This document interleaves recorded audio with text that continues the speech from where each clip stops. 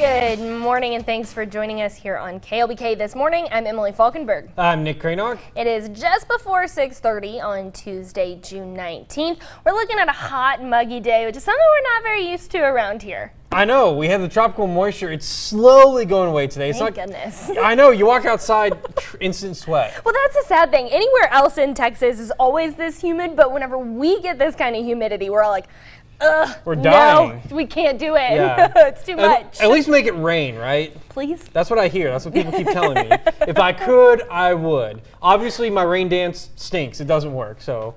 That's the rain dance? That's all I got. I just need some rain. It didn't work. We'll work on it though. Seeing clear skies outside this morning. The showers and storms we did have yesterday. Places like Post, Roaring Springs, and a couple of those isolated storms out to the northeast. It was great to see that for them. Lubbock still missing out, of course, but we're just seeing clear skies and just getting those leftover thin clouds streaming on through the rolling plains this morning. 68 here in Lubbock, 68 in Rawls, 68 in Post, 71 out in Jayton and Guthrie, Spur and Snyder. You're at 64 in Morton, 67 in Brownfield, 67 in Plainview and Floydada. So things are pretty typical for mid to late June. 84 degrees by lunchtime, 92 by 5 p.m., 89 by 8 o'clock today. We'll talk about summertime weather just in time for summer. Those details in just a few minutes, Emily. Thanks, Nick. One person has died in a rollover crash off of I-27. It happened just before 9:30 Monday night near the airport. DPS troopers say they are still investigating into what happened, but emergency traffic said the vehicle hit a pole and then rolled over. The accident is still an active investigation, and we'll have more information online at everythinglubbock.com as we receive it.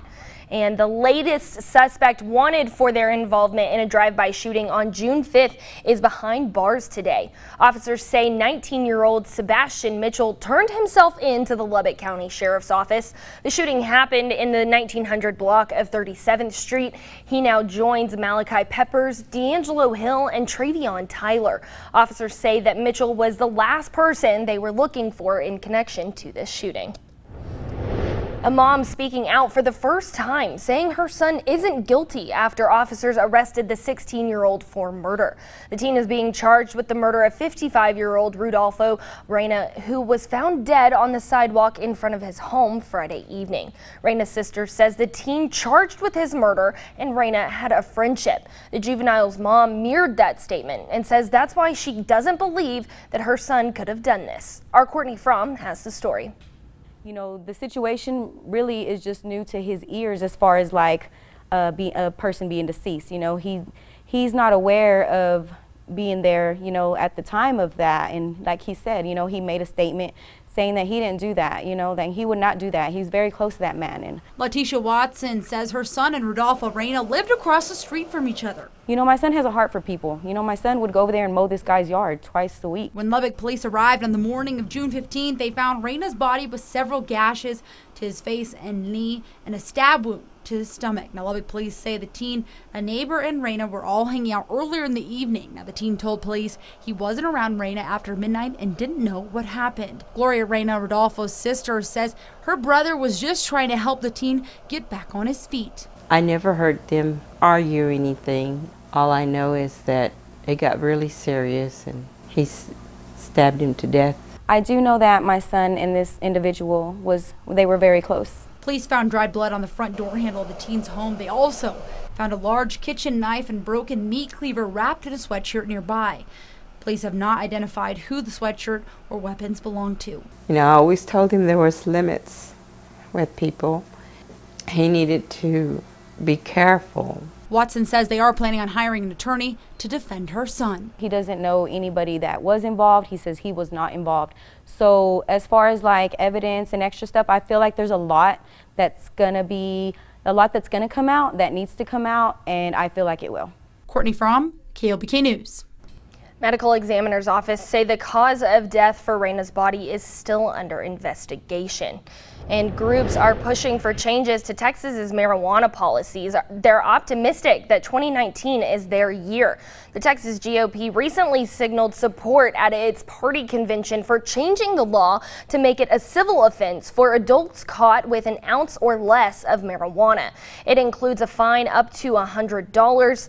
Texans for Responsible Marijuana Policy says right now the criminal penalties can scar a person's record, but groups wary of decriminalization say if that's the route lawmakers take, proper punishments must be in place. That criminal record leads to collateral consequences such as hindered access to education, employment, housing. If they're committing crimes with it, they need to be held accountable. You don't want to exclude accountability when it comes to drugs because especially if the person's abusing those drugs. So you want to be very careful and you want to work with law enforcement with that.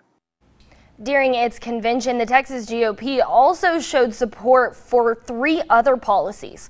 One, allowing doctors to determine the right amount of cannabis to use recommended to patients with a debilitating medical condition, and rescheduling the federal classification of cannabis and urging legislators to allow cultivation, manufacture, and sale of industrial hemp and hemp products. Now, the Alamo City had special visitors as the King and Queen of Spain wrapped up their visit to San Antonio on Tuesday. They were there celebrating the tricentennial and learning about the historic city's roots. Henry Ramos explains how the Royals are leaving their mark on Alamo City. Some never-before-seen artwork in the U.S. is right here in San Antonio. King Felipe and Queen Letizia started their morning by looking at the new tricentennial exhibit, Spain. 500 years of Spanish painting from the museums of Madrid. Well, it's incredibly special. Their Majesties then greeted several members of the U.S. Hispanic Leaders Program. Having the King and Queen of Spain here is obviously an honor. Some of those members include Elvis Cordova and Estrella Escobar. It's allowed us to, one, learn more about our heritage from Spain, learn about the culture, and learn about the industry and our counterparts in Spain, and a lot of the times being the bridge between those companies and companies in the United States. Cordova says having the Spanish royalty recognizing this program is important. Given the timing period right now where Latinos are not always looked on in the best light, how do we really pull from different resources and shine the brightest light that we can in our community? King Felipe gave a speech in Spanish to the group. He highlighted the importance of the Spanish language as a symbol and tool of its cultural power. He says the culture should also preserve its values and freedoms. Thanks, Henry. And there is a bipartisan outrage over Trump administration policy that is separating migrant children from their parents at the U.S.-Mexico border. The president is saying Democrats are the problem. CBS's Hannah Doba has been following this all week, and she has the latest.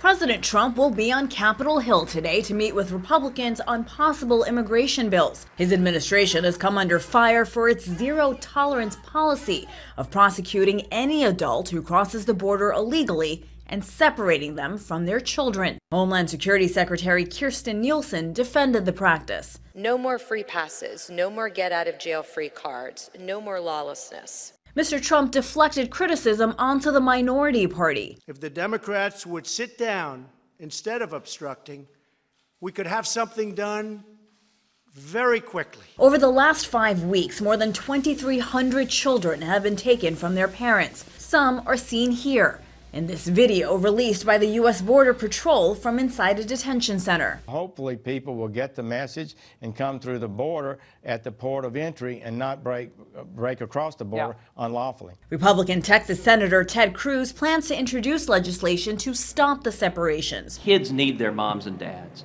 and we can keep the families together while these cases are pending. While the White House wants more comprehensive immigration reform that includes a border wall, Democrats say the administration needs to compromise. I think as long as President Trump insists on being a hardliner on immigration, it will be quite difficult for there to be consensus bipartisan legislation. A CBS News poll shows 62% of Americans disapprove of the way President Trump is handling immigration. Hannah Doba, CBS News. The House is expected to take up 2 immigration bills crafted by Republicans as early as this week. Both are expected to address the issue of families being separated, but neither has a good chance of passing. The Trump administration losing a key player in its war on opioids. Drug Enforcement Agency Administrator Robert Patterson is retiring at the end of this month. The Washington Post reports Patterson sent out an email saying working in an acting capacity has become increasingly challenging. He took over the role on a fill-in basis after former Administrator Chuck Rosenberg stepped down over disagreements with the Trump administration. Rosenberg was also on an acting interim basis rather than as a Senate-confirmed agency head.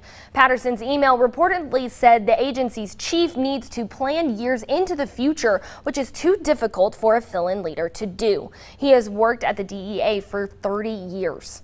And before you head out the door this morning, repair work on 82nd and Milwaukee is continuing, but there are a few changes to be on the lookout for. Work has now shifted to the southbound lanes of the intersection and reducing traffic to one lane. Drivers definitely will need to slow down and allow for plenty of time if you're headed through that area. The city estimates this work to be about a week, weather permitting. And also back here at home, if you're having trouble getting your kids to put down the electronics and get off the couch, some researchers at Texas Tech have a plan to change all of that and hopefully reduce childhood obesity rates. It's through remodeled child care play spaces that experts say they can do this. They say focusing on a proper atmosphere is key. Primarily, they plan to add things like growing your own fruits and vegetables, making a paved pathway for kids to ride their bikes, as well as water play areas and large open lawns for kids to play. The research has shown that a properly designed outdoor learning environment can reduce sedentary behavior, increase physical activity by 22%. Now, there's already an aspect of this design at Covenant Childhood Development Center in Lubbock, but they are planning to try and bring these aspects to other parks and play centers as well. And with summer in full swing, it's likely that classwork of any kind is the last thing on your kid's mind, but it's something experts say should change. In just 2 or 3 months, kids can lose up to 2 years of learning, making that return trip to the classroom even more than a little difficult. That's why the United Way's many organizations help students continue to learn and not lose any momentum come fall. There's reading, math, and don't worry, it's not all work. The kids are having some fun too. If you want to get involved or volunteer for the cause, you can learn more about this at everythinglubbock.com. So definitely a good way to get outside, but also to learn something. I like that. Yeah, it's always good to learn in the summer. I know people don't want to, but you have to anyway. I know. I'm guilty of the I'm going to sit down and not do anything, but I always try and make it a point whenever I was in school to, read a good book over the summer or something. I didn't. I do now. I read a lot more now, but I'd never want to go back to school. Didn't want to do anything over the summer. Which is not what you should do. So live and learn, glad right? You've grown up a little. I try. Maybe a little. No, maybe just not. a little. Kind of like the rain that we've seen this year. Just a little. Unfortunately, we do have the moisture out there this morning. It's another muggy start. Anytime dew points are in the mid-60s, you really feel how uncomfortable it is outside. We're getting that in most locations on this Tuesday morning. We'll see how long that lasts and if there's any more rain in your forecast coming up after.